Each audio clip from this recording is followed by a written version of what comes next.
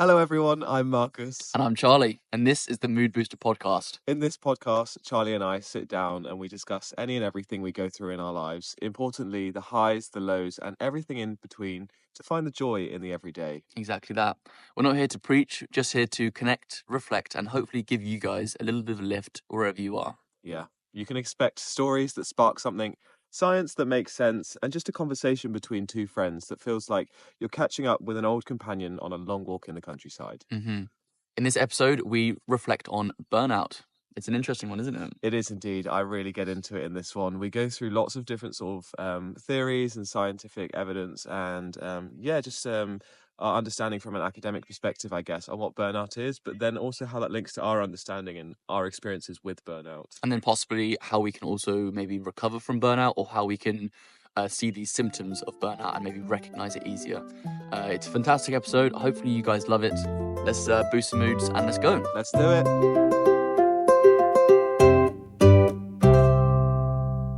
Hello, everyone. Buongiorno. Welcome back to the Mood Booster podcast. Episode 12. 12. 12. Episode 12. 12. How are we here? 3 months in. 3 months. Oh my word. Congratulations.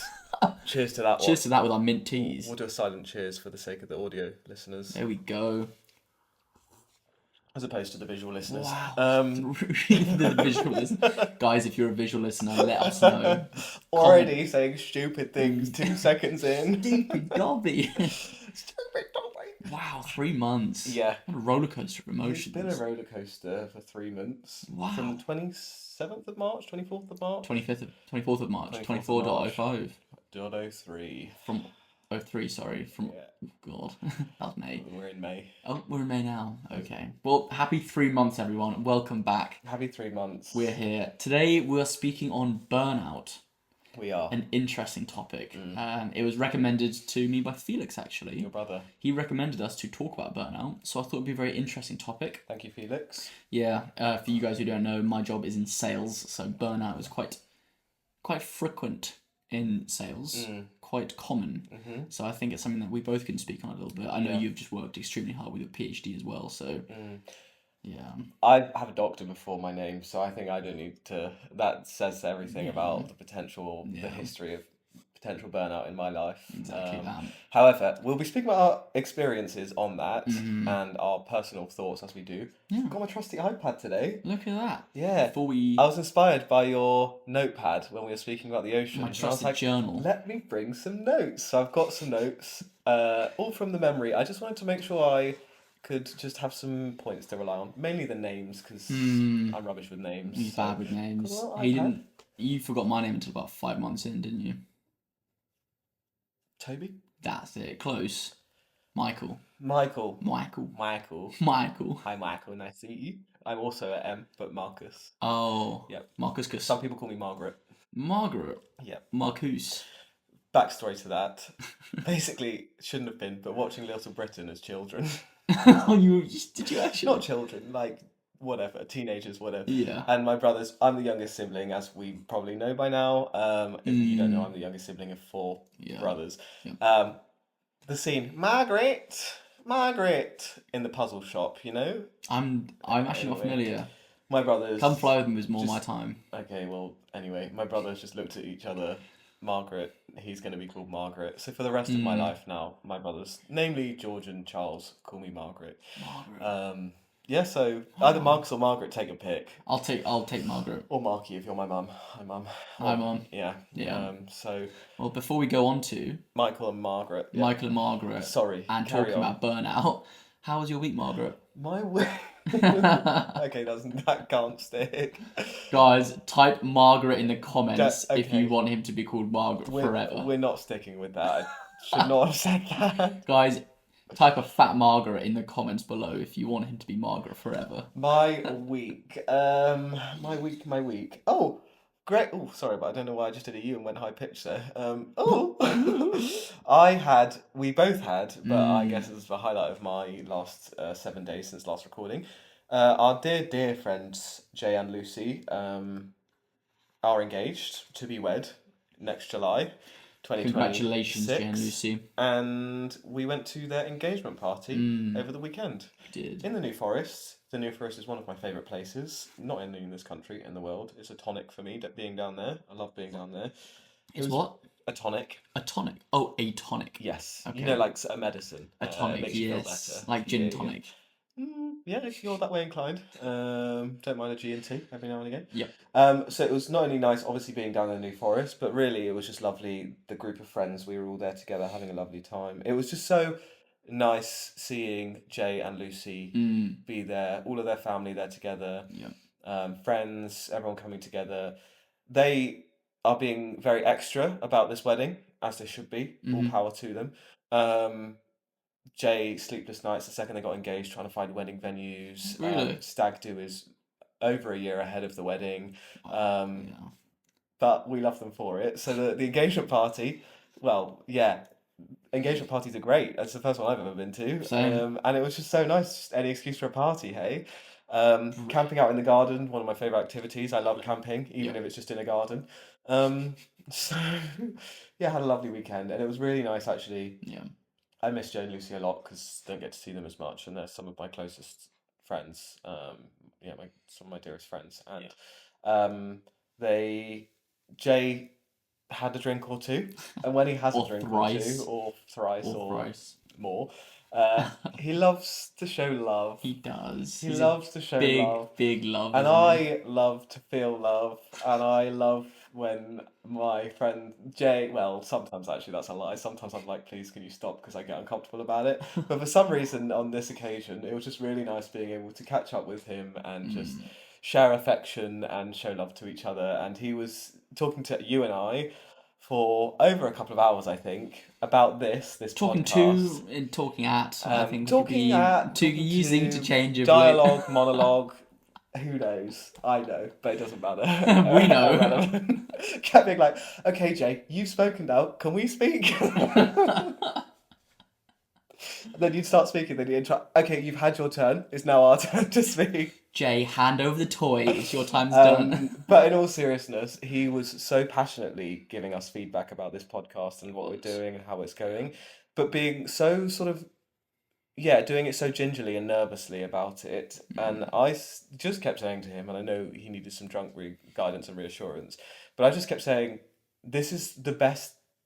He was worried about upsetting us. I was like, this is the opposite of upsetting. You're showing how much you truly care and are passionate and supportive as a friend. Not only do you listen, because I don't expect my family and friends to listen. No. Everyone's busy. This isn't everyone's cup of tea, whatever.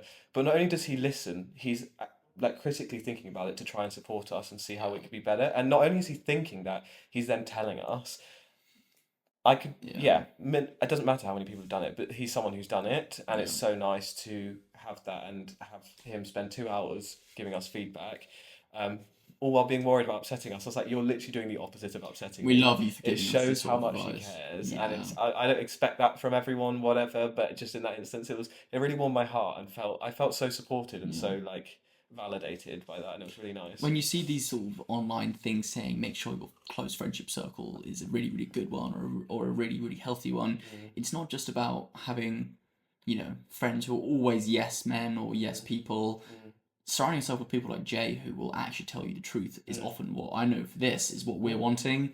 To hear the raw truth. The fact he's listening anyway, as you've just said, is brilliant. So the fact he can also come with a lot of love and kindness and still say, but I think it would be even better if you did this, out of a place of wanting us to be better.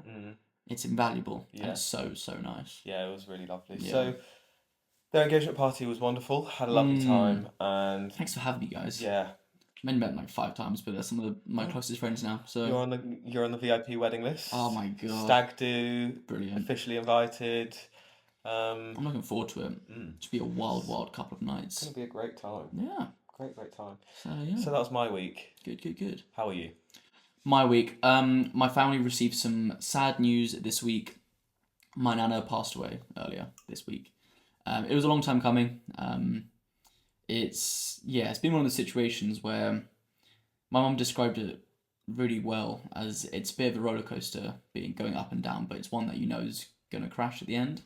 So just being on it is quite a tiring experience. And so yeah, she passed earlier this week. So it's been a bit of a strain on my whole family and myself included. I won't speak on it loads now, but it's just important to mention because a lot of what we speak about is the highs in life. You know, the exciting trips we're on, the adventures, the holidays, these great feelings, also the lows as well. And whilst I'm not going to be going into a lot of detail about the way I'm feeling, we probably will at a later point. It's still important to notice that not every week's a good week, or an amazing week at least. The good side of being able to spend some time around my family, but still, it's been a bit of a tough week. But yeah, here, glad to be here still. Also went to the engagement party on the weekend, which was lovely. So that was a nice weekend. But the actual week itself has been tough, but that's also okay, as we always talk about. It is okay. Yeah, Thank you for sharing, firstly, but it's fine. yeah, um, just very sorry that that's what your family have gone through. We're here now, and we're going to have a nice conversation Of as course. decided. Yeah, Burnout. something burnout. I think something that's a bit apparent. I know I mentioned that I've been in sales for a while now. So I went back to work yesterday, the day after finding out about my nana. And I think after I came back yesterday, I was so tired. And something I've not realised is handling work around big events in your life, like, someone passing, how much that can lead to burnout. So whilst I was working during the day, I got back and just felt so empty and so tired. I was just, whoa, it was massive weight on me. So I think it's important to speak about burnout. Yeah. Yesterday, I think I might have felt it as well. Yeah. Yeah. I think just, I guess for the listener, you won't mind me Yes. saying, I think Please. obviously, like you said, this is something that maybe in the future we'll talk about. We'd planned to speak about burnout already, as you said, Felix had mentioned and recommended. I think it was just something that we naturally, and you importantly, this week is guided by what feels right for you.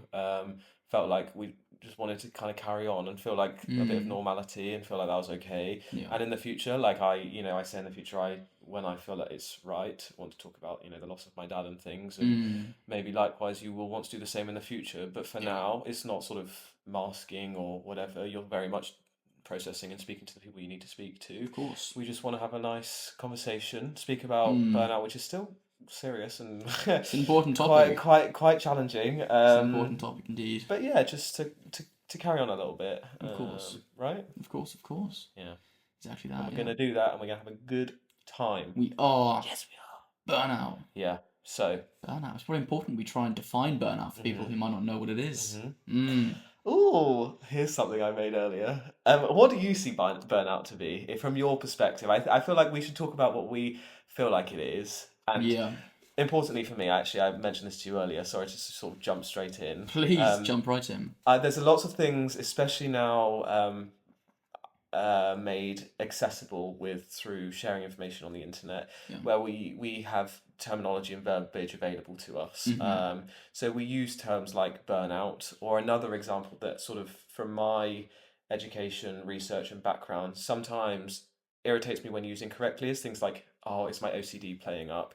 When people are talking my about ADHD. it's my ADHD. I can't complete a task, and we're talking about a debilitating disorder that severely impacts and impairs someone's life. Another thing being gaslighting.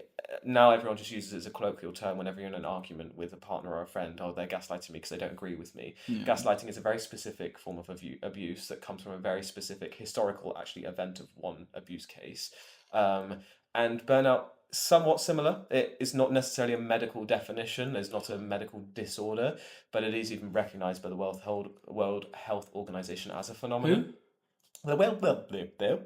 The World Health Organization. Who? Who?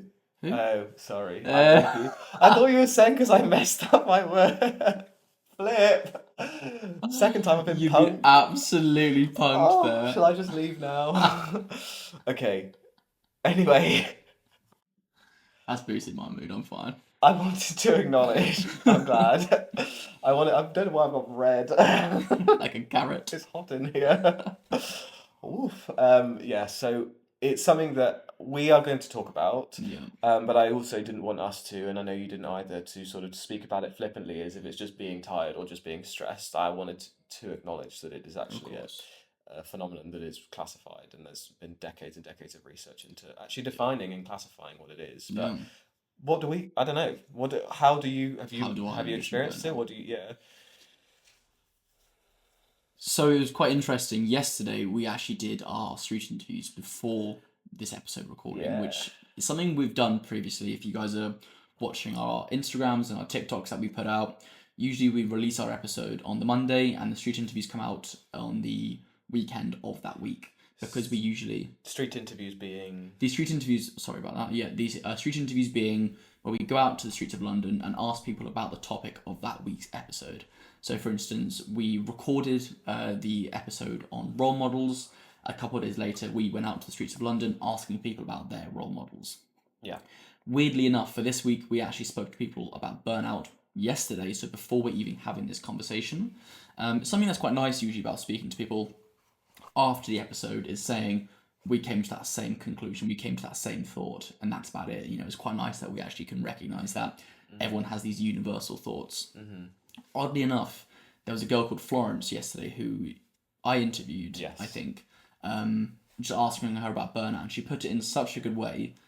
It resonated quite a lot. It was that burnout comes at the point of when you feel like you don't have agency or control over the Autonomy. work that you're doing, or autonomy over the work that you're doing, and it starts to be work that you feel like you're being forced to do, essentially. So let's take it with my sales role. For me, I would say I begin to feel burnout when those extra hours I'm plugging away at the end of the day, I feel like I'm having to do that to try and hit my commission, for instance, instead of I'm choosing to work those extra hours because I want to do something. If that makes sense. So definitely. it's the lack of control you feel like you have over your time, and the work that you're doing repetitively, in my mind, leads to burnout, I think. So it's that lack of control, that lack of authority or agency that you have, Yeah. autonomy, over your own time and work ethic.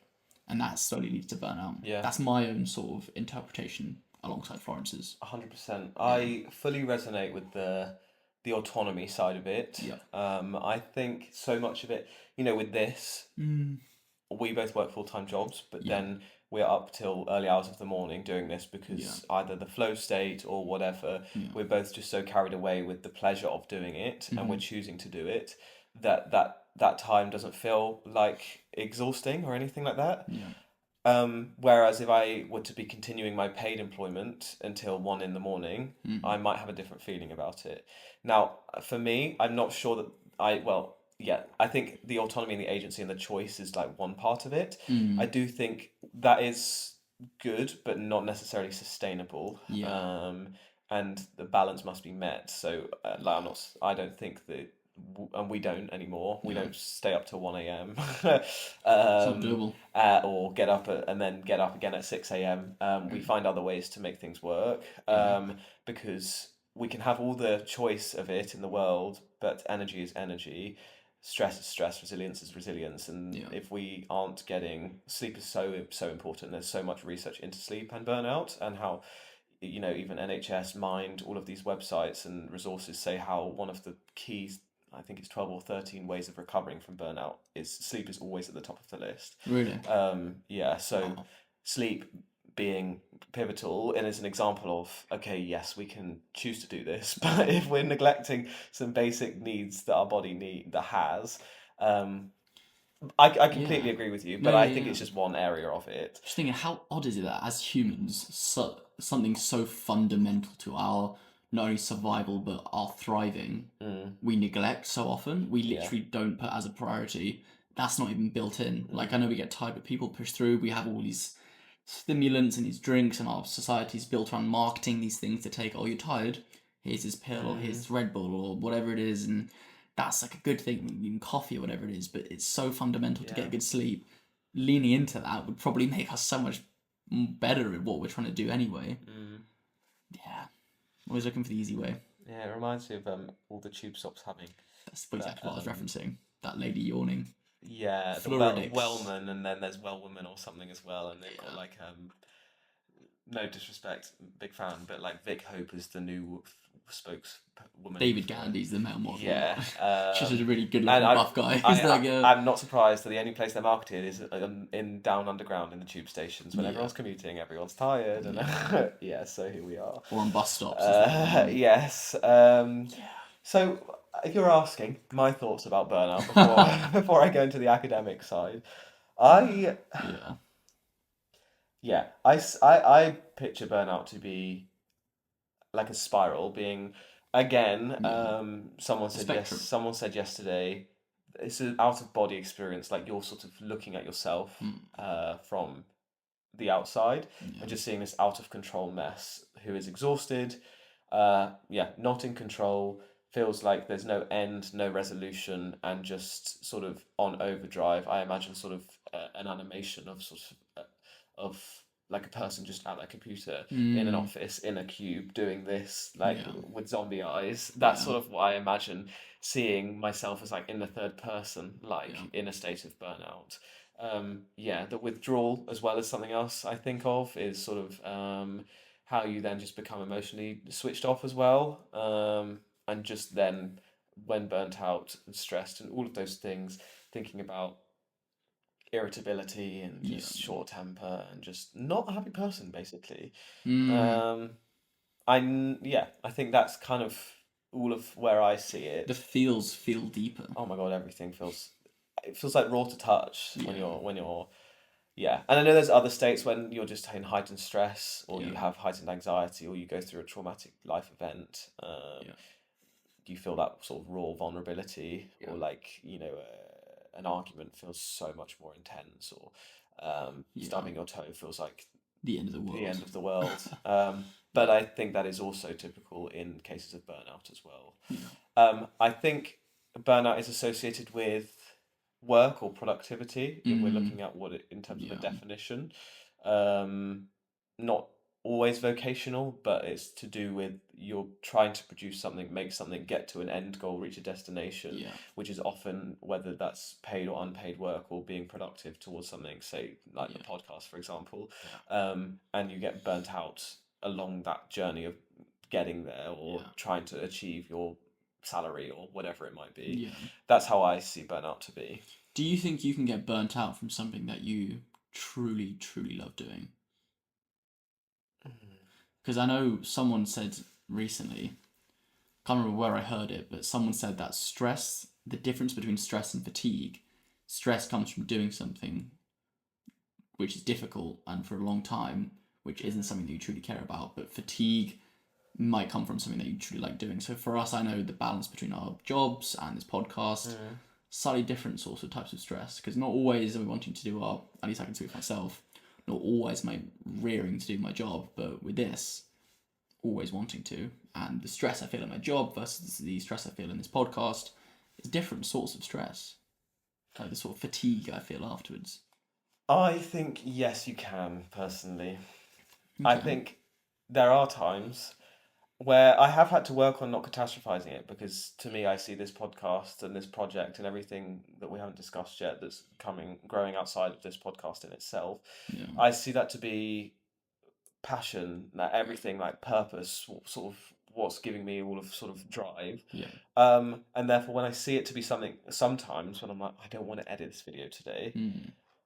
at the beginning when I started to feel like that, I was like, what's wrong with me? This is supposed to be amazing and Yeah. this is supposed to be brilliant. It is, but we can't always be feeling that high and we can't always be No, feeling it's like this true. is amazing, especially when you want something to be sustainable. Yeah. For me, to be sustainable, we have to meet a baseline, and at a baseline, you then ebb and flow. Here's your baseline. Visually, I'm drawing a horizontal line. You ebb and flow, you get the highs, you also get the lows around that baseline. This is the baseline I like, and I want this baseline for this passion and this to work well. Yeah. But to have that baseline and that let's call it an average, to average something, you're going to have a bit below and you're going to have stuff Of high. course. And it's not to say my baseline is low in itself. It Yeah. just other baselines of other jobs or whatever might be Yeah. lower. But in this, I still feel like just naturally, and I don't know if I'm speaking too figuratively here, and Mm. I need to bring it back to reality. But yeah, I think that it is okay for it to be tiring. It is okay for it to be exhausting, and it is okay to not enjoy it all of the time. It's not to say the net isn't extremely fulfilling, like the best thing I've ever done in my life, Of all of those course. sorts of things. But I would be lying to myself, I think. And then as such, as a result of that, I think if I didn't manage myself and Mm. my passion, especially knowing myself and my too much gene, as I call it, Yeah. I could burn out, I think. not because of, and that's why I also think that burnout isn't just the autonomy and the choice. It's the sleep. Yeah, it's lack It's of the balance. resource. It's the balance. It's the being able to just eat healthily or Yeah. exercise. It's the all of these other things that even academic evidence shows is sort of or supports that is leads Yeah. towards I burnout. know we're only about 6 months into this journey, but for the first 3 months or so doing this, we weren't like the diet was way out the window, wasn't it? Do you remember? Yeah. Takeaways and 2 meals a day, and like that is not sustainable. And even No. if it's on this sort of project over a 6 month period, if we hadn't dialed it back, found the balance between, regulating meals, sleeping normal Yeah. times, I'd say we would have been burnt out from it. We're still finding it. That's what Jay said But to us, wasn't it? Was yeah. guys take like he was like slow down a bit, the success will come. Yeah. Know that you guys are enjoying this at the time, but just respect that as well. Yeah. Know to look after yourself in this moment. Yeah, which we are doing, and I think it's so helpful having each other for that.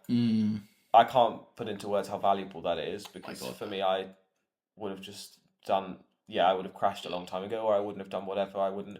Having someone to not only, for me also, is having someone else to, not like it's mutual, so it's not like whatever, but having someone to look after in a way as well. When you're so demotivated, Yeah.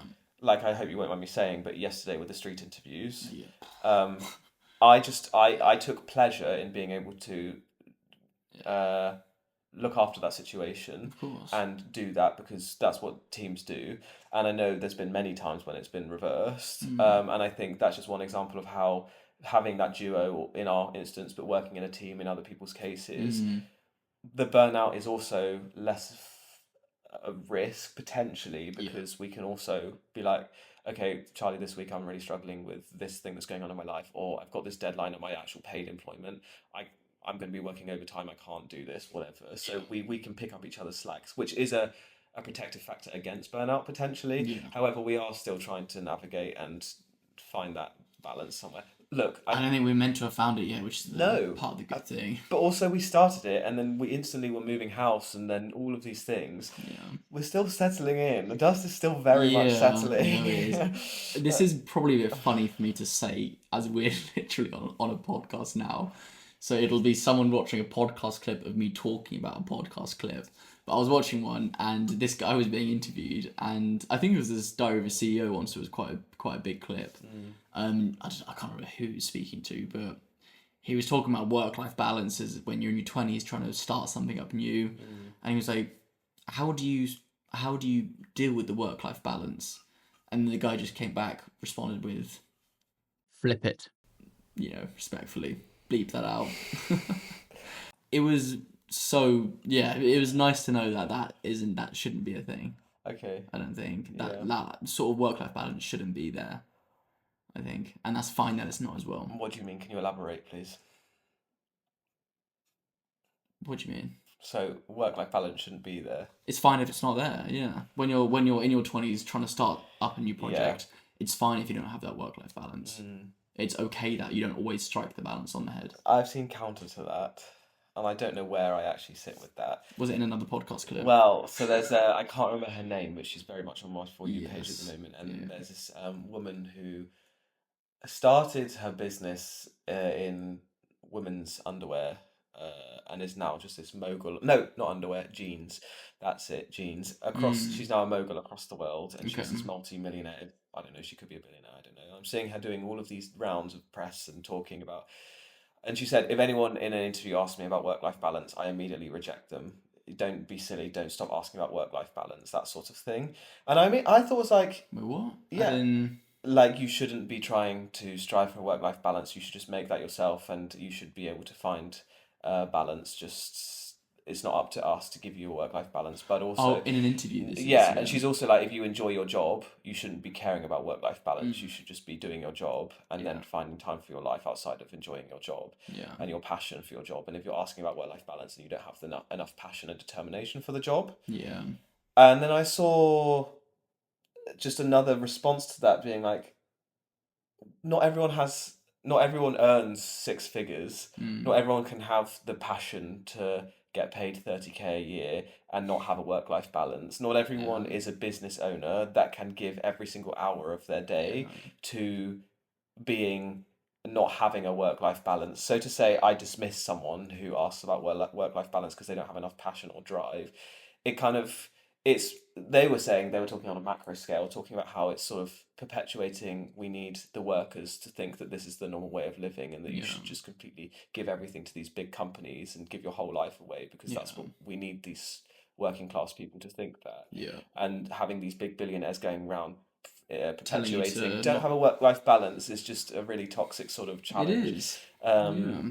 Sorry, I just got in a roundabout way to that, but No, I think you're inadvertently agreeing with me there. So. Okay.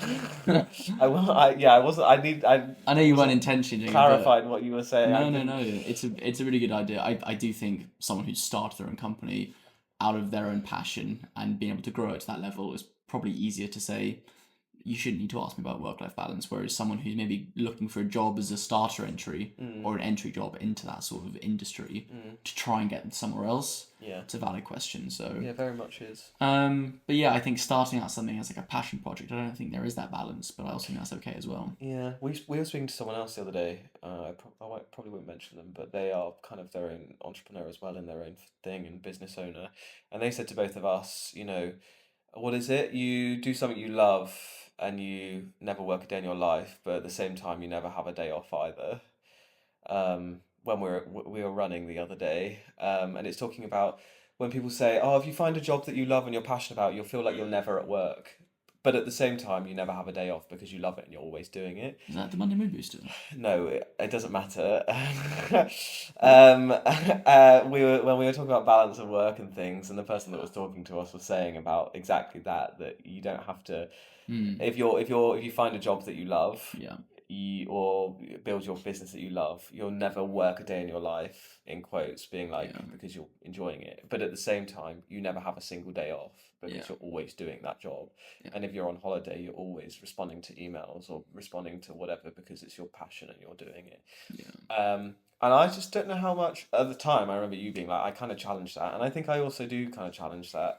I don't know, I'm not sure, but we're still very much trying to figure out, and we actually have a meeting tomorrow, peek behind the curtains, to like look at sort of finding weekends and plans to just be like, okay, this isn't something where we're going to go networking or to an event or recording. To actually have it off. We're just going to not do anything. Well, the thing is, or see our families or whatever. Not a lot of people have the same length of time planned out. So like, I have friends who have messaged saying, "Hey, I'm back in about 2 weeks' time. Are you free?" I'm like, "No, I've not been free for 3 months. I'm sorry, it's been booked out, and I want to see that person, but I've made plans already, so it feels bad to sort of say no to that person." So it's an interesting one, having to intentionally block out weekends, but then also book stuff in advance because you can't expect everyone to work to your own sort of.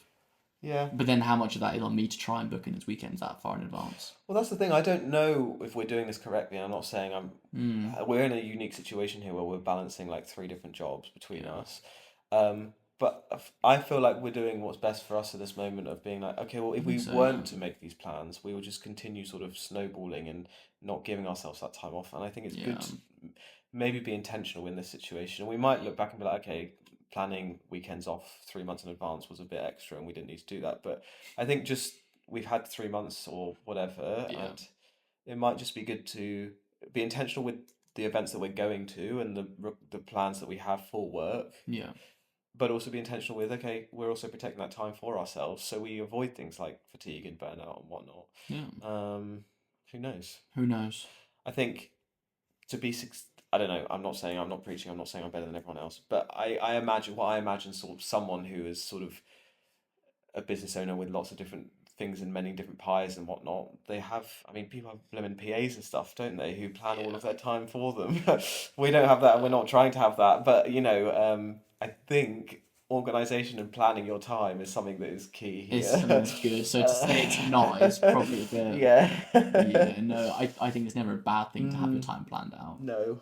Just take it a little bit away from the spontaneity. But yes, which then you very much love, and I do in a way. I do love spontaneity. Yeah, I do. But then again, how much of that can be planned experiences or time where you can allow for the spontaneity. Planned spontaneity. Well, it's like, I've got this weekend free, I don't know what I'm doing, but I know I'm not doing anything. Exactly so we'll see what happens when it comes to it. See. Someone might text you in the week and be like, yeah, actually, I'm free this week. Or you can just be like, I'm going to go on a road trip down to wherever and see what happens. Exactly that. Exactly that. It's all Exactly about balance. that. So in terms of academic, the Yes. academic side of burnout, Yes.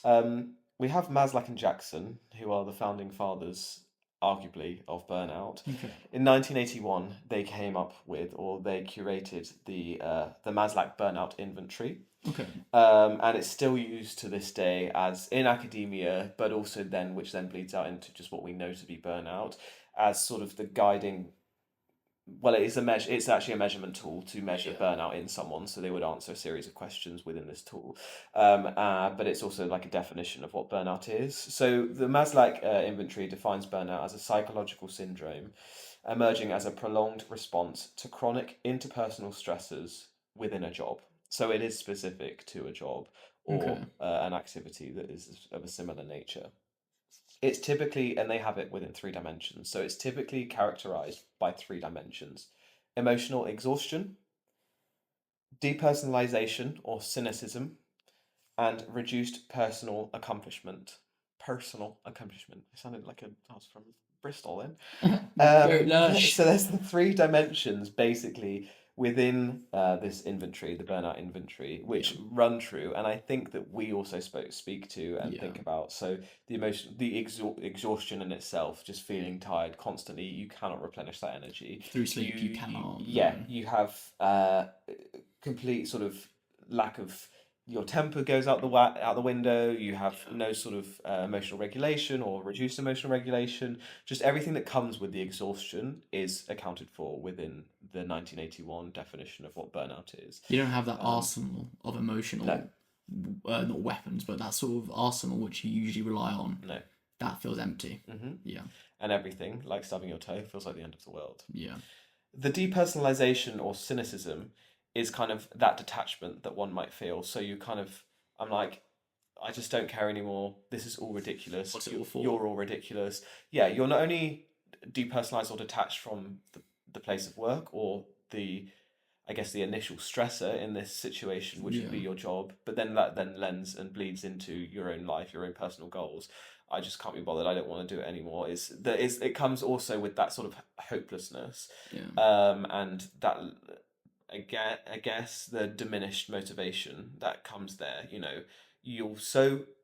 Also, it's important to say that these 3 dimensions aren't mutually exclusive and they completely blend in with one another. Okay. So you're so emotionally exhausted, you then, within the 2nd dimension, the depersonalization, you just don't care. You give up, you're not bothered anymore, and you're just cynical of all of it, and you're just not interested. It's so funny. Yeah, which then naturally leads to the reduced personal accomplishment. So you're not reaching your targets, you're not meeting your goals.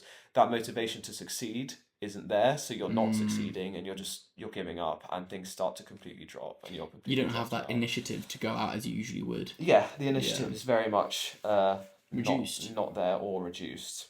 Yeah. The World Health Organization. Who? I almost fell for that again. Punk.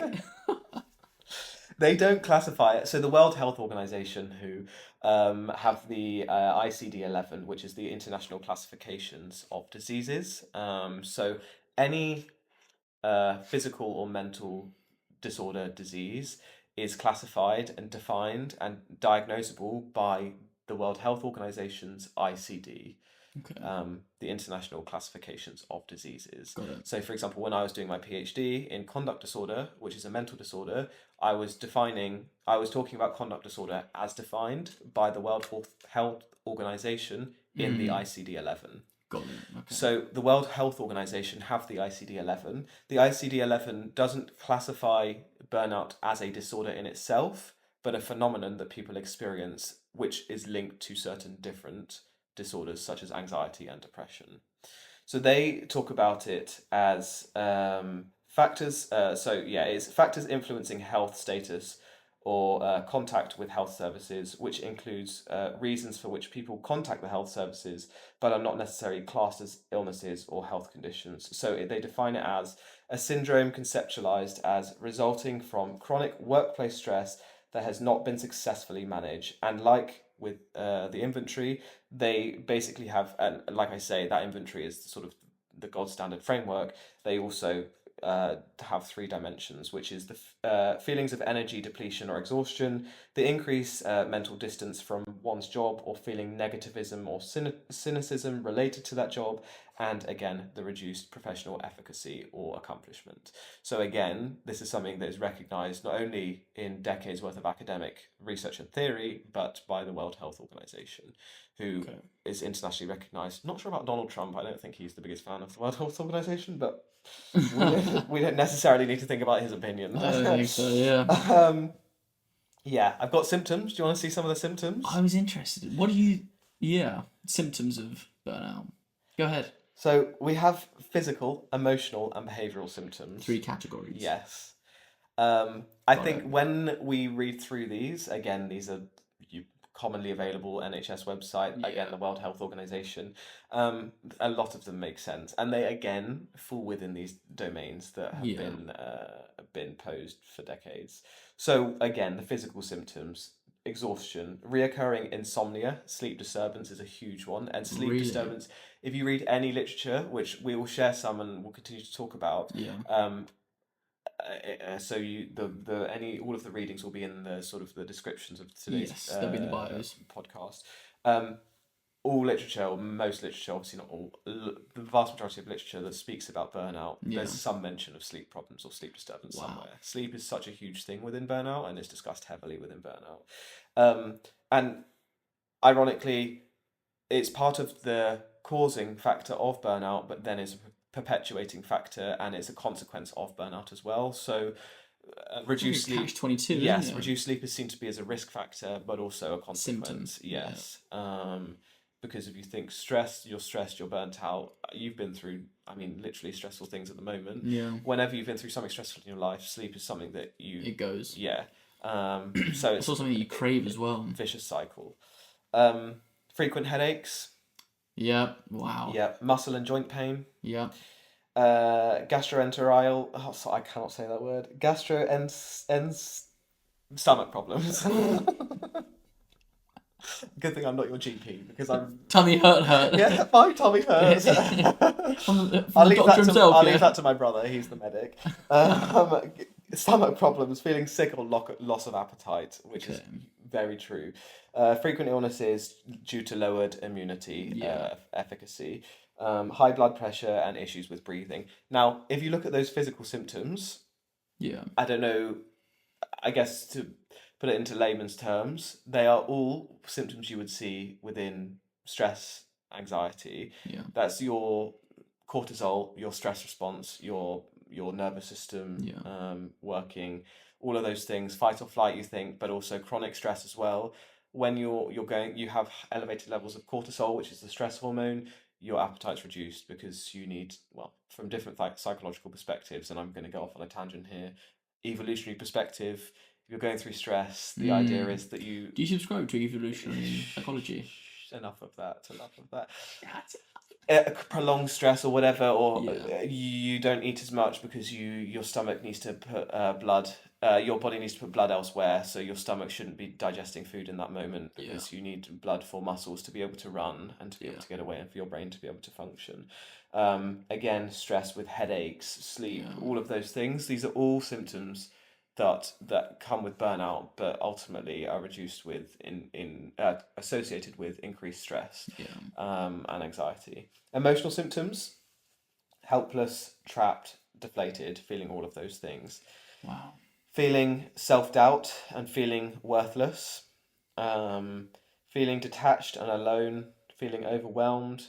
Feeling demotivated. Lack of sense of satisfaction and achievement.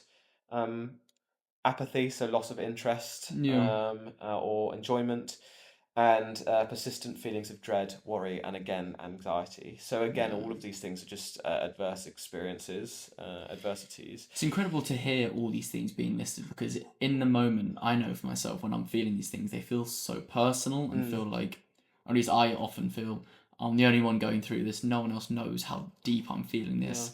Hearing them all being listed out, it just puts it into perspective that other people do go through this as well. It's why it's so important to speak about it. It's why it's so important just to see it as, listen, the more we speak about it, the less power it has over us. Is what we always say is, the more we can say, I'm feeling really deflated, or I'm feeling like I'm doubting myself, all these things, it just takes the power away that it has over us. Yeah. Because other people can say back to you, oh yeah, I've been feeling that. This is exactly what this is, or that's what that is as well. It also lets you know that it's not you, that you're not those emotions as well, which is so important, because when we're in these lower states, it's, at least I find for myself, really easy to internalize them and think, God, what is wrong with me? Why am I feeling these things? Is it something that I've not worked on enough? Is it, what is, why can I not get through it? Yeah. But instead of just speaking about it, knowing that I'm not those emotions and they will pass, allows them to sort of sit in me better as well, and for them to have less control. Yeah, definitely. But it's incredible to stay in. Yeah, and that's the thing, especially, like, it literally says here, you feel that isolation.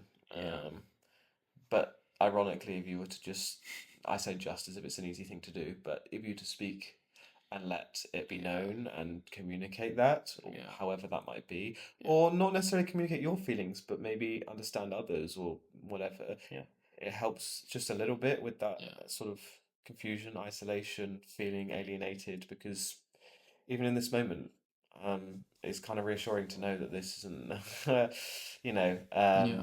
is maybe a bit more common of an experience than it feels like when you're in your own brain. You only have your brain as a guiding context and compass. It's where you live. Yeah. Or at least most people live, so it's where you should. Yeah. Yeah. Try and make a nice place. Yeah. Thirdly is behavioural symptoms, and again they're all aligned, so they make sense. So procrastination, taking long to complete tasks, difficulty concentrating, that's a huge one for me. Yeah. Decreased output and productivity, isolation, withdrawing from people and responsibilities, relying on things like drugs or alcohol to cope. That's big of you, isn't it? Yeah, substances.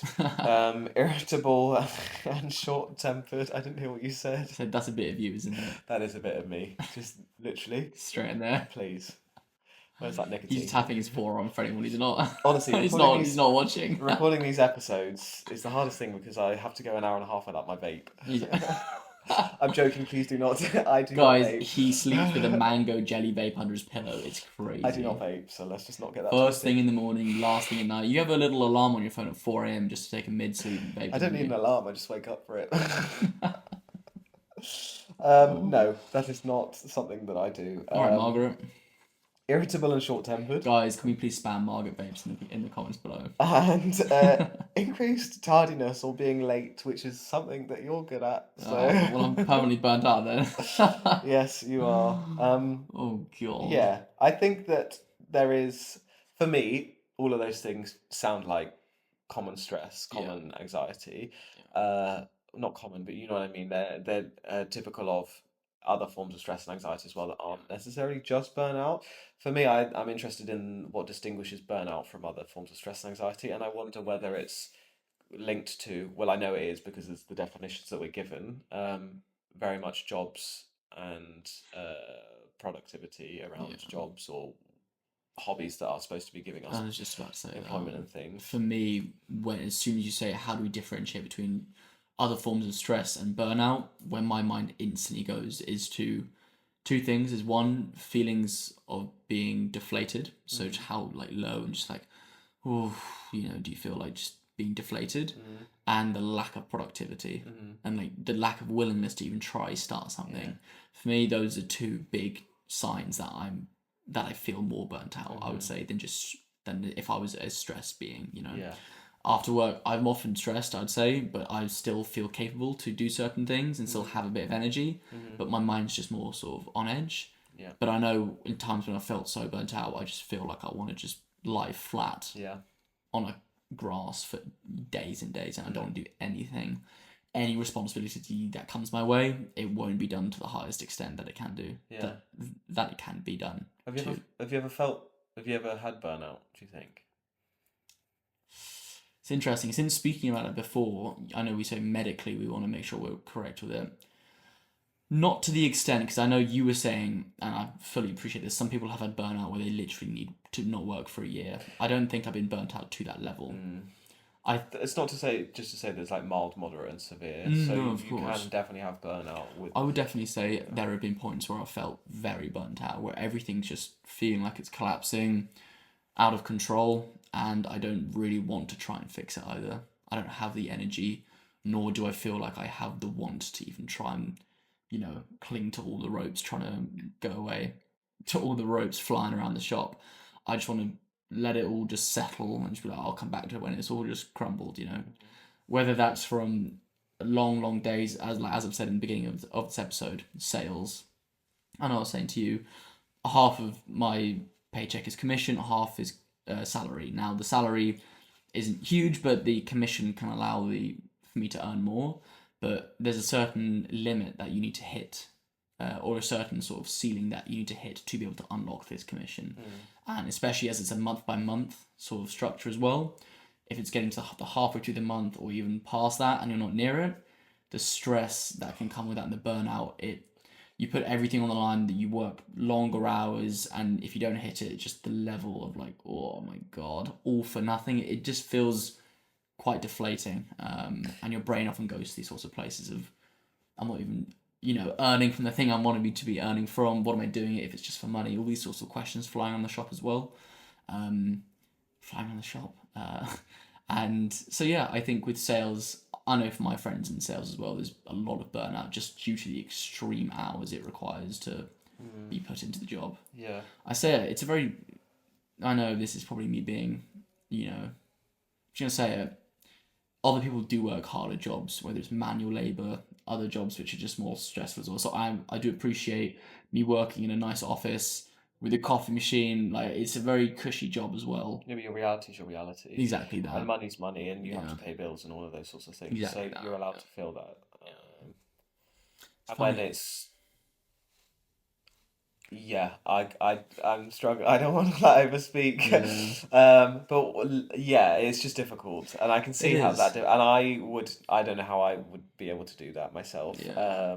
I think from what you've told me, it's kind of, you get the phew, I managed to hit target this month. It's the reset. Therefore, I can afford life or whatever. Sorry. But then literally, immediately, one day later, we've got to go again. Over and over. I think that's the hardest part. I was saying to you earlier on the walk is the reset of it. Is the month ends. There's been such a hard push through the month to try and hit your target. Boom, first day back in the office or the first week. Guys, let's try and keep up the pressure. Let's just keep on going. Let's try and hit target. Yeah. It's like, oh my God, I just took a breath. It feels like you're being dunked underwater. Someone lets you come up for air. Boom, straight back under, and you have to fight still again. So that doesn't stop month to month. That's for years. That's just there's like no end to it. So that level of repetitiveness at the high intensity of it, I think, is what leads to the burnout. Yeah. As always, just very quickly saying this because we don't need to always apologise for what we're saying, but we appreciate that we very much live in a well-off society, country, and have money. Of course, his reality is still very valid, and have your pay being significantly different based on this is very valid, and I do appreciate that's okay. The fact I get to have that even work this job is a blessing. We don't need to always say that. We know who we are. We know that those things are the case. But yes, your experience is valid. Of course, it's still something that I go through. So yeah. What about you? I would say yes. I have a PhD. Really? So I don't feel like, and I don't want to perpetuate. Can I get a signature, please? Yes. Here you go. Thank you very much. 1 second. I don't want to perpetuate the fact that the PhDs are always bad and guys, you don't know what he wrote. Marcus, stop, stay focused. We'll include a picture. We'll put it in the carousel. Instagram. That PhDs are always bad because when I was doing my PhD, I used to get in my own brain about people always saying, "Oh, they're so stressful," and I was making myself feel bad for not seeing everyone else's stress and not feeling that bad, and whatever is a whole comparison thing, which is really annoying. However, now having done it, I feel like having done a PhD, it's a rite of passage, and I shouldn't say that, but I feel like it is. When I was finishing my PhD, I was on a scholarship. My scholarship was coming to an end. I was working 2 2 other jobs and a third kind of. I was doing my marketing job, which I still do and love to this day. I was also lecturing, which I still do and love to this day. One day a week or one afternoon a week. And then at that time I was also teaching in a school as well in an afternoon to fund all of this, as well as being a trustee at a charity, as well as at this time trying to start a run club, which was very much in its infancy, whilst also trying to complete my PhD. And it was just an incomprehensible amount of work and demand, and just I was never not fighting fires. And I was in a stage where anytime a single email would come in and I would just absolutely go off the chain, like, I can't do this is ridiculous. I can't reply to this one email because I have no room for movement, margin for error, no time to do anything in either direction. And it was so my completion of it, I would say that when it really ramped up was what year are we in now? 2025. It was January 2024 to around sort of, well, no, sorry, October 2023 to February 2024. That window of time there was just no bueno. So my sort of symptoms were my lack of sleep. I was up every morning, like 5, writing, didn't go to, to be fair, I can't write at night time. I'm really bad at that. But then I was doing my other work as well to try and make up the time. So just no sleep. My diet went out of the window. My exercise, I'm still on a run streak, but it was just bare minimum, and I was just doing ungodly hours just to tick it over. Jesus. I gained over a stone, if not more. What's that in kilos? I'm not sure. I can't remember. Don't know. Yeah, it was a lot. I was just functioning on I am very much feeling like I'm out of my body watching myself doing this, not feeling like I'm really living a reality, but also at the same time constantly feeling like I'm going through an acute stress response, that every tiny thing is a major significant trigger when it isn't. In like, rationally it isn't. An email from a colleague isn't gonna. Again, it was what we were talking about last week, the fight or flight stress response, and my nervous system couldn't differentiate between what felt like a life threat and a work email. And it was just horrible. And I think I didn't realize how bad it was until I wasn't in it. Because that's the thing when you're going through these things. Often is the case. Whether it's burnout, whether it's grief, whether it's heartache, whatever, you don't really realize until you're through it, or you kind of towards the other side of how kind of, because your body just you just do it, you get through it, you're resilient to it. And people, I was gonna say people have been through way worse. Again, I don't need to say that. We know that. This is what I went through.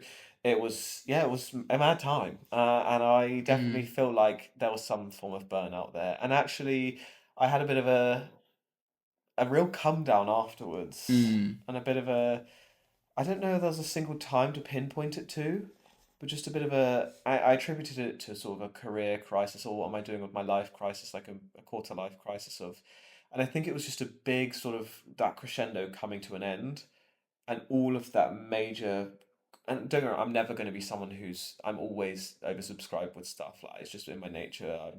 I'm doing this job, I'm doing this podcast, I've got my even in saying that, I do want to challenge that. Even in saying that, you're stopping yourself from allowing yourself to have balance. Saying it's in my nature to be oversubscribed, you are taking away your own authority to. I will never be in that situation again. That's completely. Yeah, of different. course. Yeah. I feel like I will never, and I couldn't be someone to do a 9 to 5, come home respectfully, read, watch telly, whatever it is. I personally, I don't want to do that. I'm not saying I'm better or worse than anyone else for that. That's just not what I want to do. I forgot what I was saying there. But no, it's okay. That was it. It was a big sort of whirlwind, and it was a crash down. The success of the PhD, obviously, but afterwards I was like, whoa, what is this? And I just had a bit of a nervous system sort of, what am I doing with my life? What's going on? And I think that also comes with the transition of finishing a PhD. And it does. Everyone asking you what's next, and all of those triggering questions in your 20s of what am I doing with my life? But it was also perpetuated by these feelings of burnout or post-burnout, sort of just fatigue and lack of resilience or ability to be able to work through these feelings that I might have been able to been better equipped to have been able to do beforehand. So that's my, I think, experience with burnout. If I were to have any, it's just as valid, I think.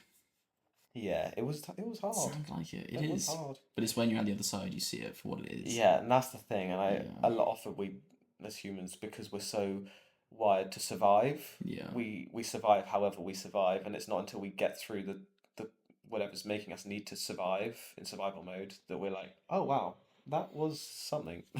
Wow, that was yeah. huge. Yeah. So do you want to hear about the phases of burnout? No. Fair enough.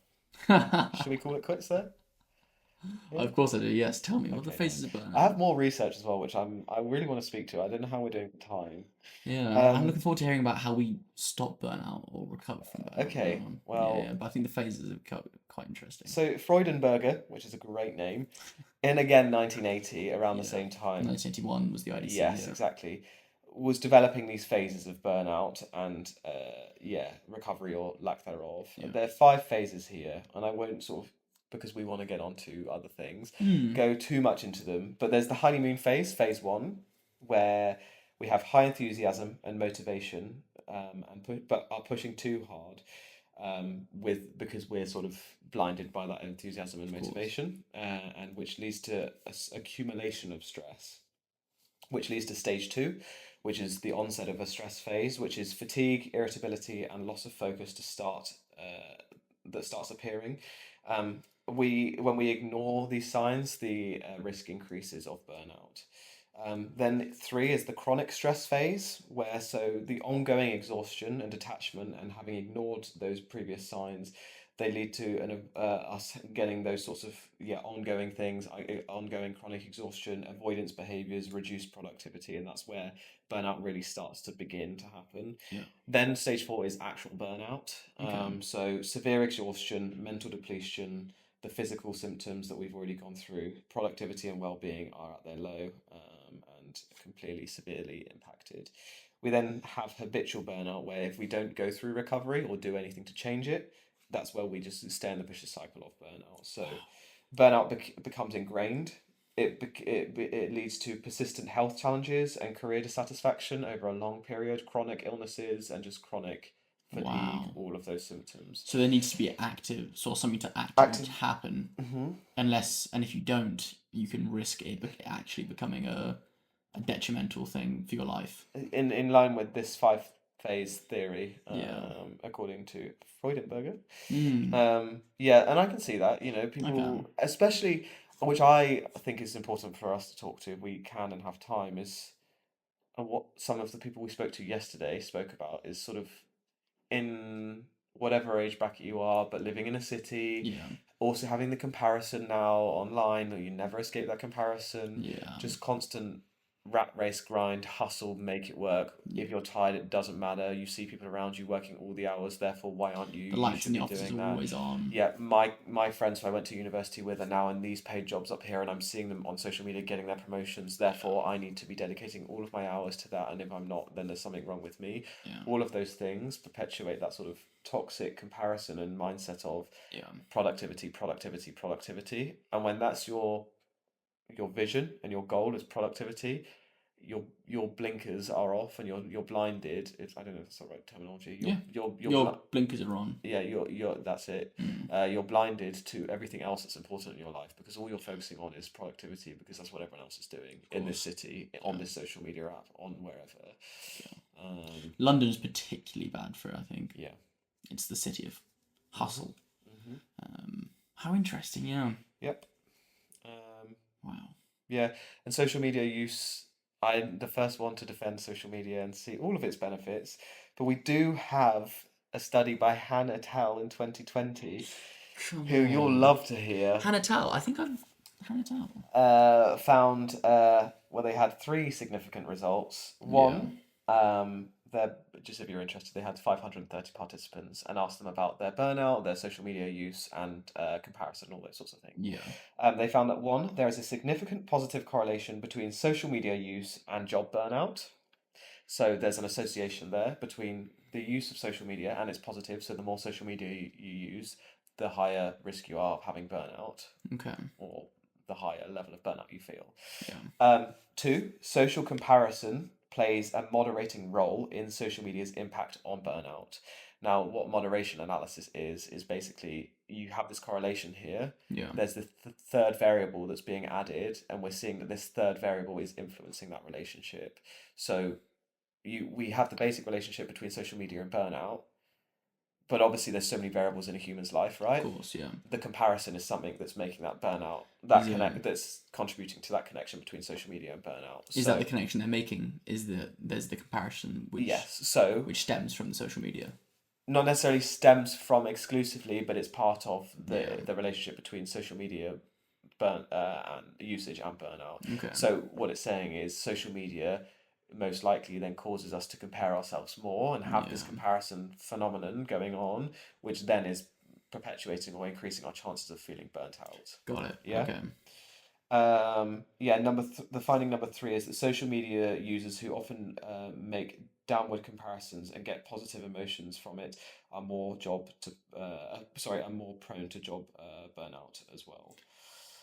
So again, looking at downward comparisons, comparing themselves negatively to others or others to themselves. Looking even further within that exploration. The comparison. We're comparing negatively. That was the second part there. Downward comparison. Social media users who often make downward comparisons and get positive emotions from it are prone to positive emotions. So it's the reinforcement from that comparison. Oh, so it's reinforcing their own negative beliefs through the comparison. Yeah. Often even leads to higher burnout. Yeah, or seeing comparison in either direction. So seeing themselves better than other people gives a positive emotion to themselves. You're like, oh, you're sort of reinforcing my work because I'm basically comparing myself to this person here on social media, seeing that I'm doing better than them, which is making me feel better about myself in the short term. Yeah. But as the research is showing, the findings are showing, is increasing my chances of burnout. Is it all because it increases the chance or increases your want to work more? Is that what it's saying? Yeah, well, it'll be whatever what they're looking at is comparison, and there'll be psychological theories within this paper that look at what comparison does to us as human beings. Yeah. But comparison, as we know, if you're seeing someone do this over here, we're naturally like, well, why aren't I doing that? Should I be doing that? Am I da da da da da da? So it's making me inclined to or motivated to work more to be able to achieve these goals that I'm seeing other people or these life milestones that I'm seeing other people achieve. So really interesting actually that there's this comparison side of burnout which is so important, and I think it's a huge factor in why research is also showing that burnout is at a high at the moment, especially amongst more than ever the academic like students, because it was historically research found it in the workforce and in industry, whereas now research is seeing it more seeing it to be elevated more than ever in students, because of not only because of, but maybe because we're just maybe studying wider populations. I don't know. I mean, to be fair, research, this is very niche information, but research has always been conducted on students. 2020 research well, institutions. Yeah. Another study found burnout in young adults. High rates of burnout are now being reported in Gen Z and millennial populations, particularly among students and early career professionals. It's no longer limited to high stress fields like healthcare. And this study showed, and this is by Rottenstein in 2022, it showed that academic burnout is surging, often linked to, again, perfectionism, financial pressure, and online comparison culture.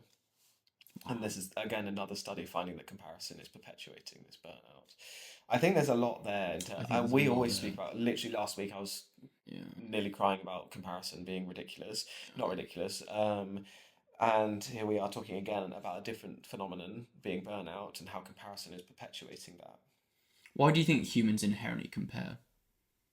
Why do you think as humans we are drawn to compare? I know with things like social media we do it more. Well, we're pack animals. Yeah. We survive.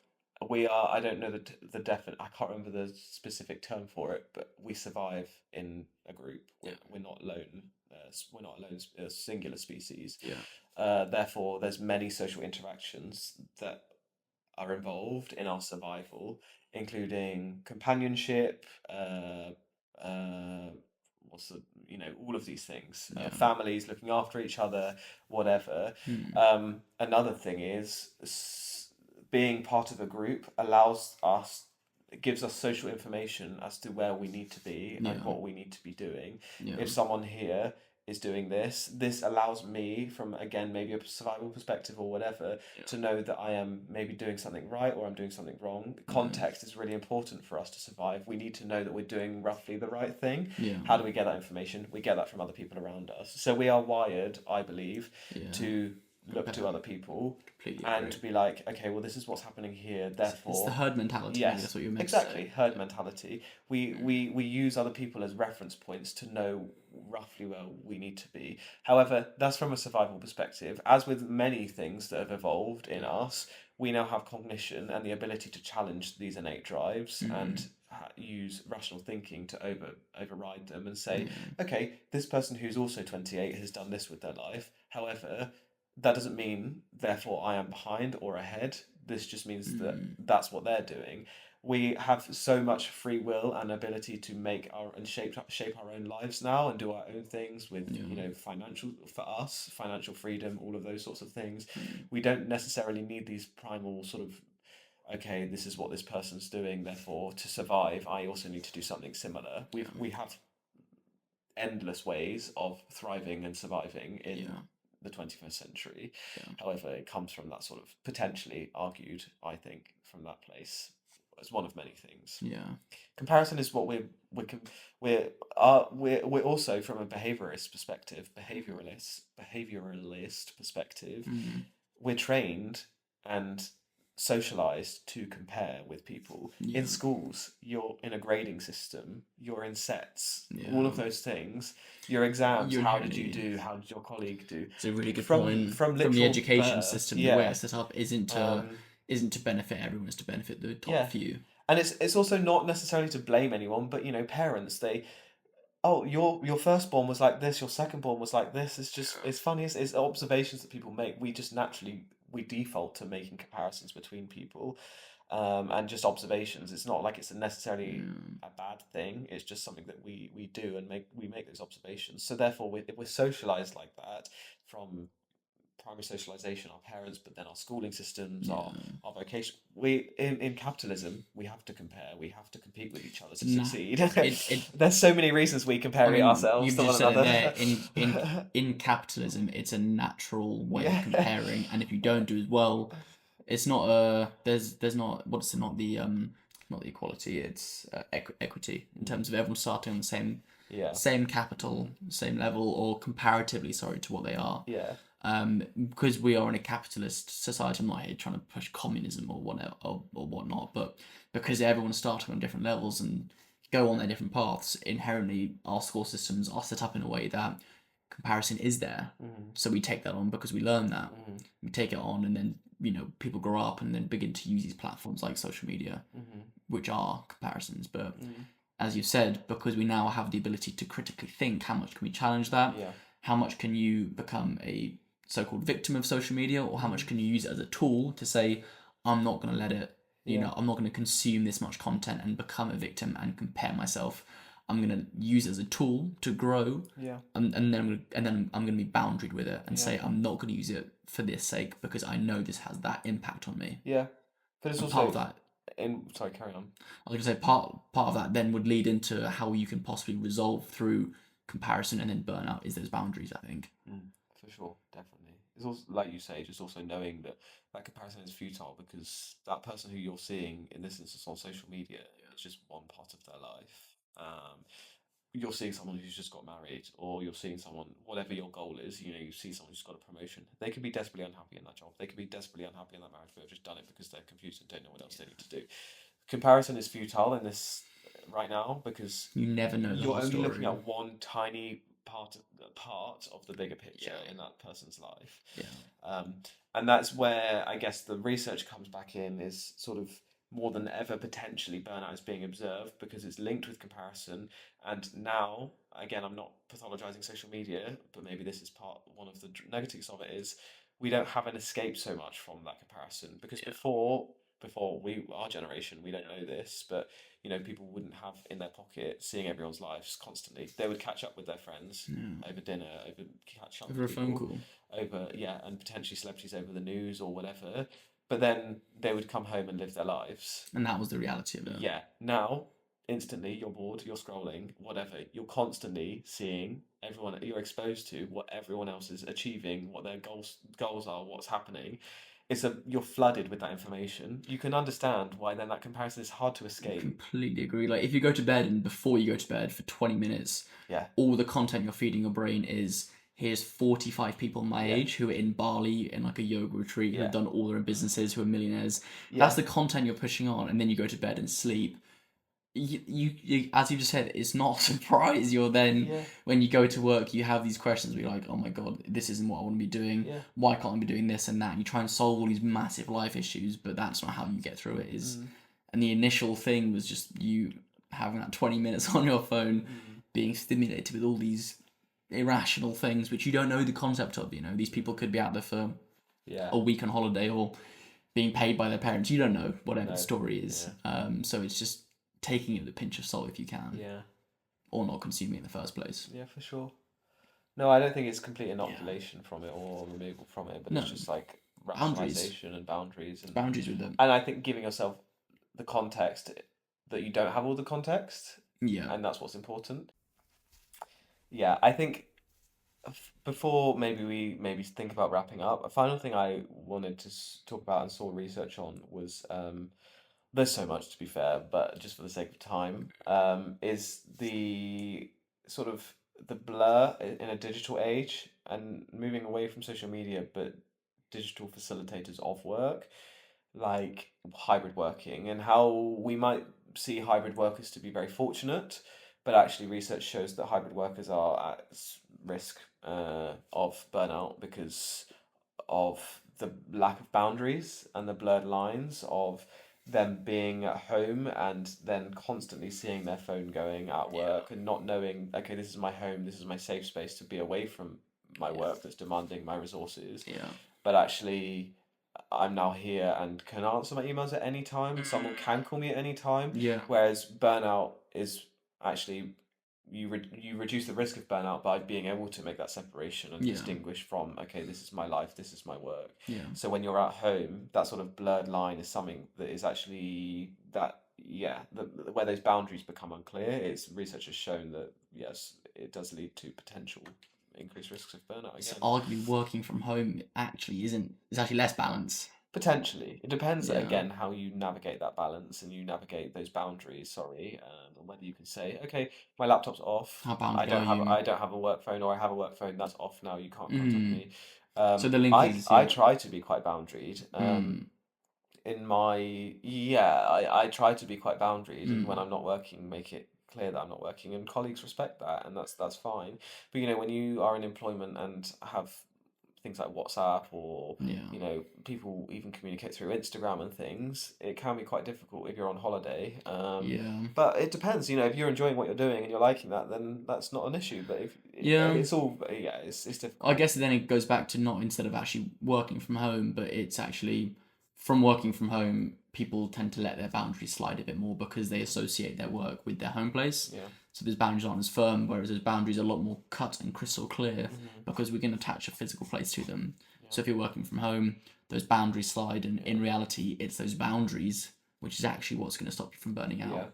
It's that separation of work from life. There's pros and cons, isn't there? Yeah. I mean, I know we haven't spoken about how to get over burnout, but in my mind, in my own experience, avoiding burnout, getting through it, stopping it in the first place, it's having clear-cut lines of where you're comfortable with work getting over. I know I said it a little bit in the beginning to my own thoughts on burnout, but it's what am I choosing to work and what am I not choosing to work. It's being firm with when you're not choosing to work and knowing that that's also okay as well. And if you repeatedly let that boundary be, knocked on and knocked down by work, it will have an effect on you. Just like in a relationship, if you're not respecting your own boundaries and letting it get to you, things will start to take a bit of a toll. So just like this, for sure, having that boundary and respecting it, maybe will stop burnout from happening. One of several ways I think is being confident in those boundaries and allowing yourself to uphold them. But that's difficult, like in a sales job when you're on a commission and You need to earn.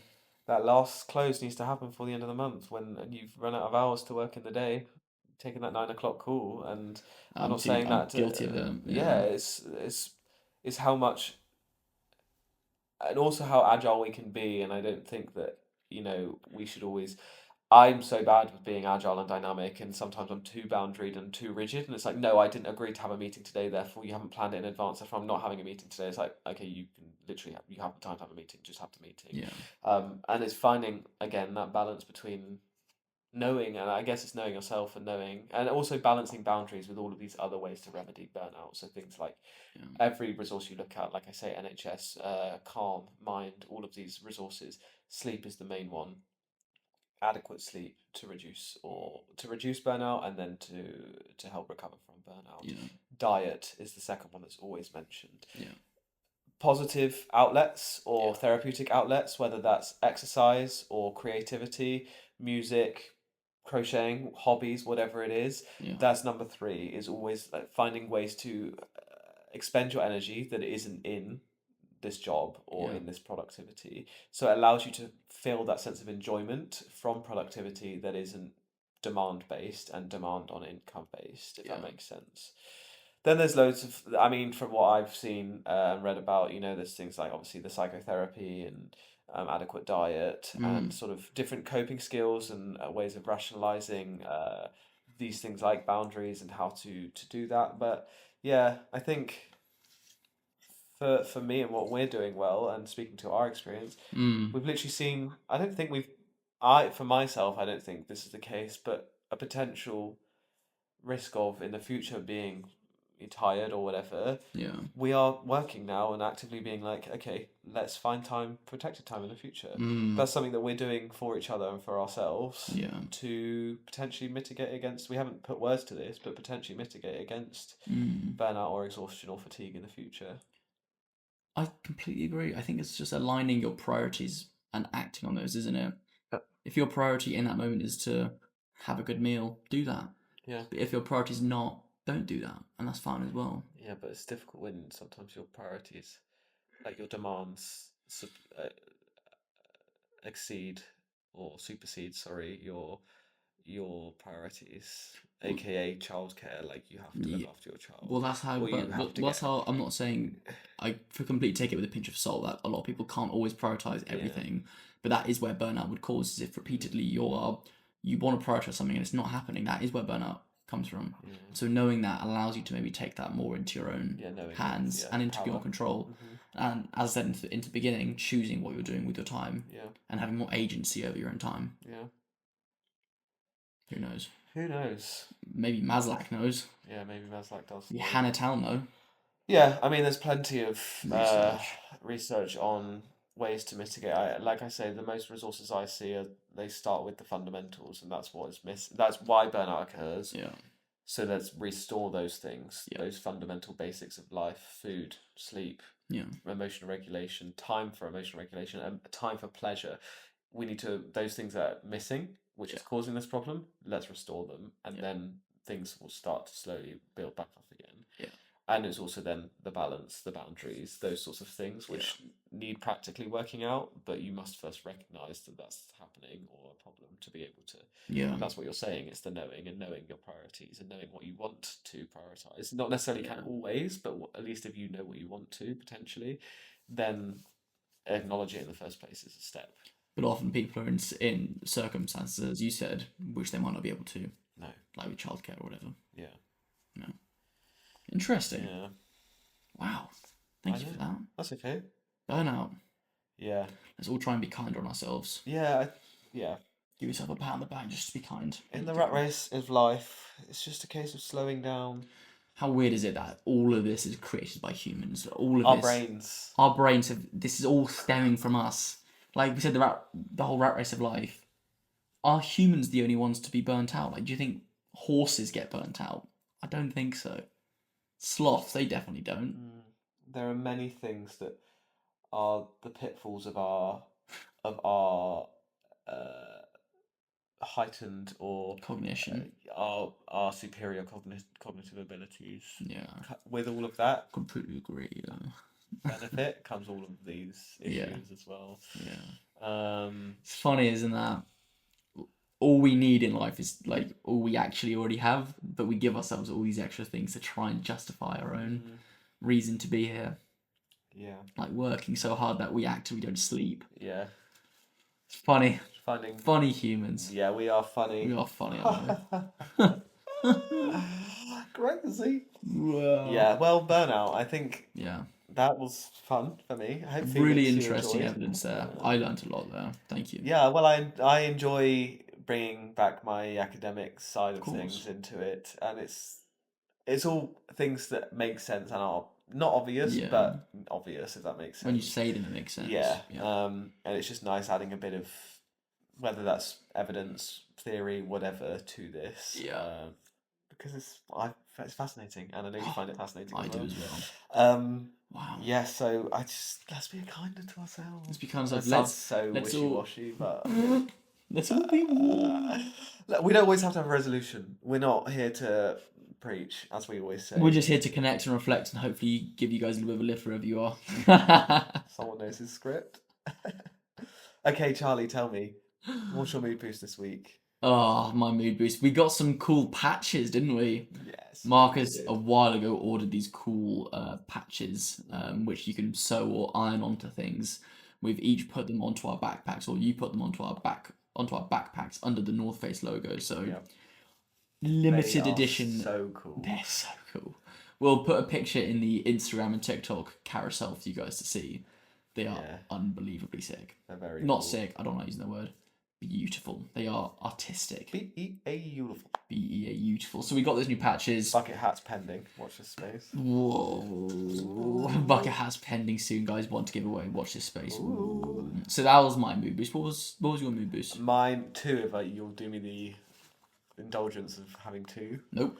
Two different people who we met yesterday. We did. Street interviews. We met all lovely people yesterday. Mm-hmm. Two come to mind. Mike, 1,000 days sober. I'm assuming. I think he said from alcohol. He did. But, Yeah, from alcohol. He said. Yeah. Yes, and he has, in part of his recovery, not recovery, but his process of sobriety, he put energy into his passion, which is just so lovely to see. And he's made a pizza company where he has. He sells pizza across the country in his sourdough pizzas in his Gosney oven. Legend Mike. And we are going to try and get down to Pepper Homies. Pepper Homie. Again, I mean, you've done it like 3 times in this episode already. But... No, I have not. I have not voiced correctly. Pepper Homies. Yes, Pepper Homies. Shout out to Mike and Pepper Homies. We're going to come visit you down in Kent soon. But it's just so nice seeing someone have a positive outlet for their energy and their passion. It's so nice.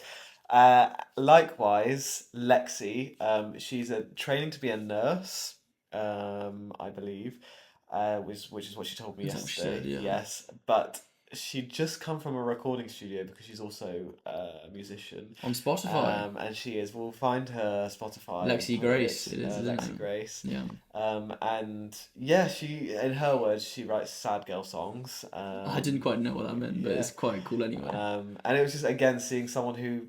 Full-time nurse or nurse in training, having this passion and being a musician and coming somewhere in Paddington from a recording studio making music. It's just lovely to see. So it was nice meeting them and seeing, like you and I are, outside of work and all these things, just having these passions and these little passion projects. That's actually what makes humans, isn't it? Yeah, this is the little adventures, little things that you do as a human. The little adventures we all work on our own free time. Little buzzy bees buzzing away. Busy buzzing bees. Yes. Those are our mood boosts. Let us know what your guys' mood boosts are. Every Tuesday, Please do. We put on our stories asking you guys for your mood boosts. So let us know. Please It'd be good to hear your guys' mood boosts. It would be. Anyway. Thank you for a great episode. Thank you very much for a great episode. That was lovely. It was. Right. I appreciate that. No worries. I'm going to do some ASMR whilst we turn off the microphone, yeah? Oh, okay. Yeah. That really threw me. Very good. Fancy the roll.